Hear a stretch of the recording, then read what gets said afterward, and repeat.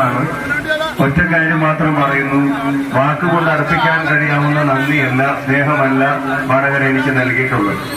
ഈ കഴിഞ്ഞ തെരഞ്ഞെടുപ്പിൽ അപ്രതീക്ഷിതമായി സ്ഥാനാർത്ഥിയായി വന്ന എന്നെ സംബന്ധിച്ചിടത്തോളം ഞാൻ പ്രതീക്ഷിച്ചതിലും എത്രയോ അപ്പുറം സ്നേഹവും പിന്തുണയുമാണ് ഈ നാട് നൽകിയത്. ഉജ്ജ്വലമായ ഭൂരിപക്ഷമാണ് ഈ നാട് നൽകിയത്.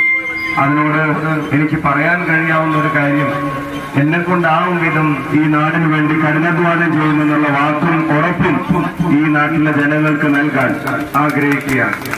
ഈ പ്രദേശത്ത്, ഇപ്പം തലശ്ശേരി പ്രദേശത്ത് ഒരു MP ഓഫീസ് കൂടി നമ്മൾ തുറക്കും, വടകരയിൽ തുറന്നിട്ടുണ്ട്.